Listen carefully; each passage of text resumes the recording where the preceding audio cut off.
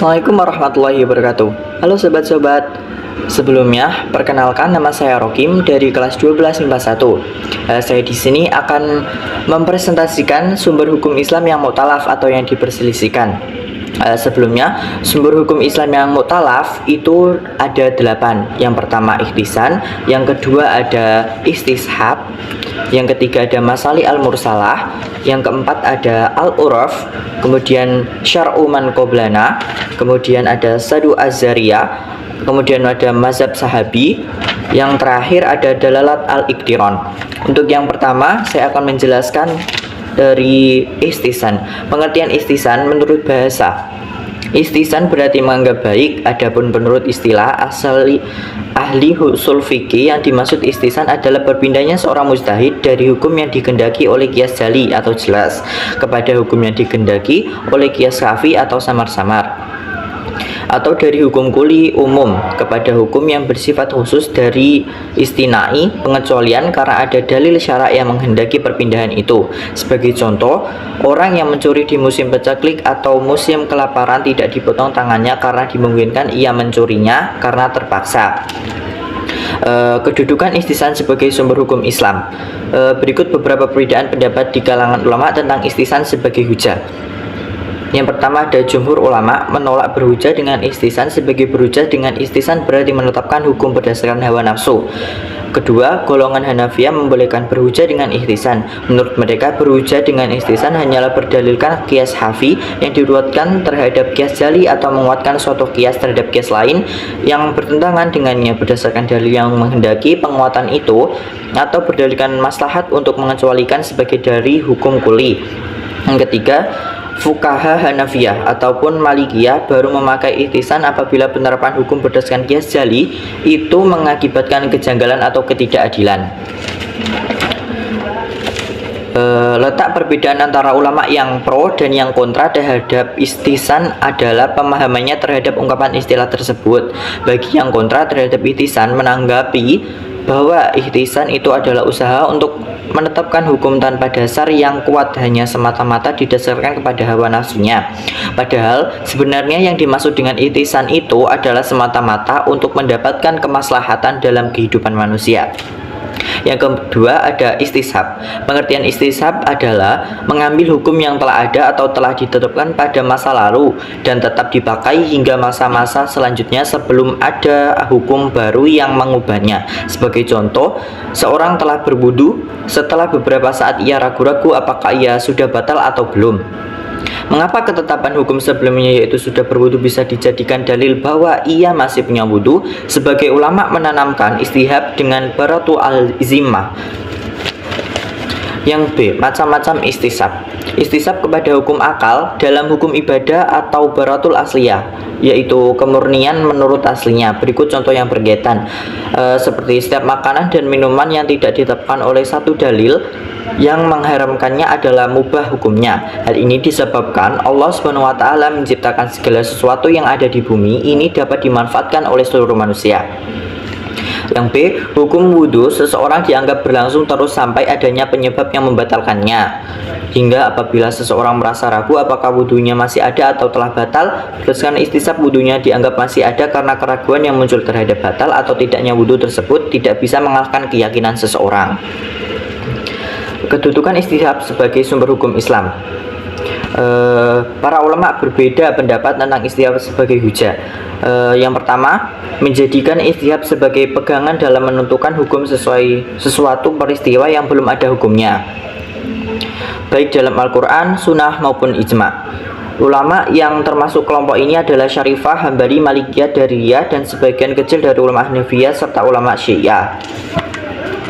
Yang ketiga ada masali al-mursalah. Pengertian al-mursalah atau lengkapnya al-maslihul mursalah berarti kemaslahatan yang dilepaskan.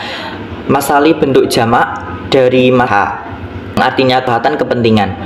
Mursalah berarti terlepas. Dengan demikian masali al-mursalah berarti kemaslahatan, yaitu manfaat bagi manusia atau menolak kemudaratan atas mereka, sedangkan dalam syara' atau nas belum atau tidak ada ketentuannya. Masalih al-mursalah adalah kebaikan atau kemaslahatan yang tidak disinggung-singgung syarak mengenai hukumnya. baik di dalam mengerjakan maupun meninggalkannya, akan tetapi dikerjakan akan membawa manfaat dan menjauhkan kemudaratannya, bahkan kemudaratan tersebut dapat dihilangkan sama sekali.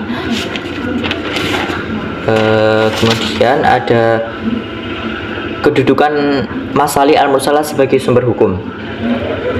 Para ulama berbeda pendapat mengenai kedudukan masalih al-mursalah sebagai sumber hukum. Berikut adalah perbedaan pendapat ulama. Jumhur ulama yang menolaknya sebagai sumber hukum dengan alasan berikut. Yang pertama, bahwa dengan nas-nas dan kias yang dibenarkan syariat senantiasa memperhatikan maslahat umat manusia. Kedua, pembinaan hukum Islam yang semata-mata didasarkan kepada maslahat yang tidak didukung dengan dalil-dalil dari nas, berarti membuka pintu bagi keinginan hawa nafsu. Yang ketiga, akan melahirkan perbedaan hukum akibat perbedaan wilayah atau negara, bahkan karena perbedaan masyarakat akan melahirkan perbedaan pendapat perseorangan dalam satu perkara. Yang kedua ada Imam Malik. Imam Malik membolehkan berpegang pada secara mutlak. Namun, menurut Imam Syafi'i boleh berpegang kepada masalih al-musalah apabila sesuai dengan dalil kuli atau dalil juz'i dan syara'. Kemudian yang keempat ada al-uruf. Pengertian al-uruf adalah segala sesuatu yang sudah dikenal dan dijalankan oleh suatu masyarakat secara turun-temurun dan sudah menjadi adat istiadat, baik berupa perkataan maupun perbuatan. Menurut para ahli syar'i bahwa antara adat istiadat dengan al-uruf amaliyah itu tidak ada bedanya.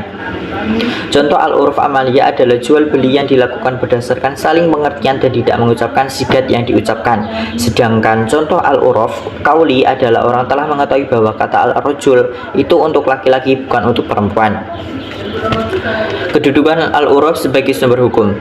Imam Malik menggunakan al-uruf sebagai hukum didasarkan atas amal ahli Madinah. Al-uruf sahih harus dipelihara oleh mujtahid di dalam menciptakan hukum-hukum Islam oleh hakim dan memutuskan perkara yang diajukan oleh masyarakat.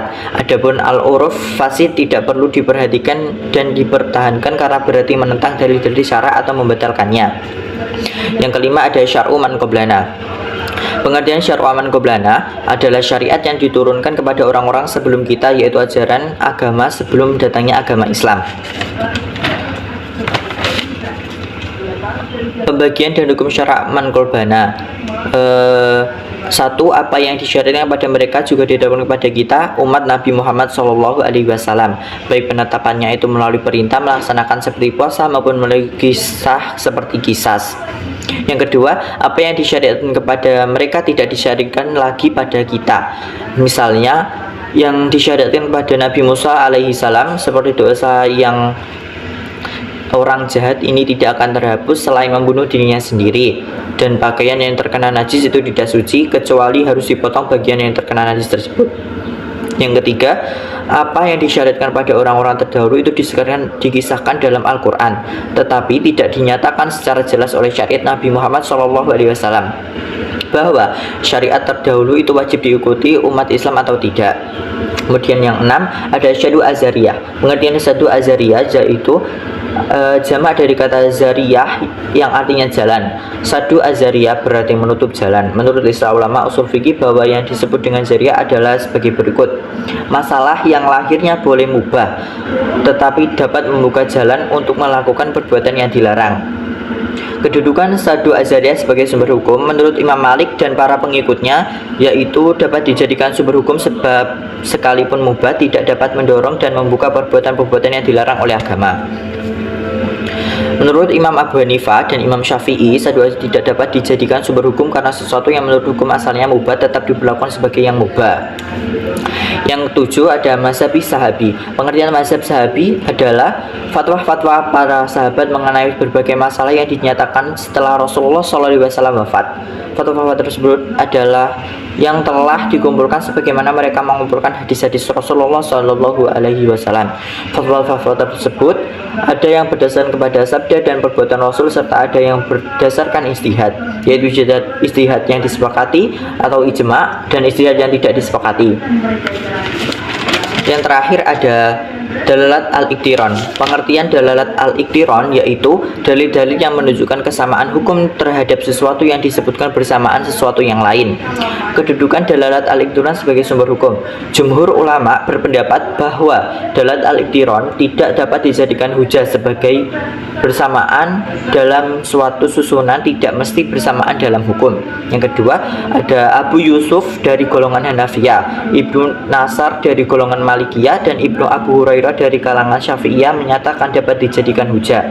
Alasan mereka bahwa sesungguhnya ataf itu menghendaki masyarakat. Berikut yang sudah saya presentasikan. Mohon maaf bila ada salah kata atau perbuatan. Assalamualaikum warahmatullahi wabarakatuh. Salam.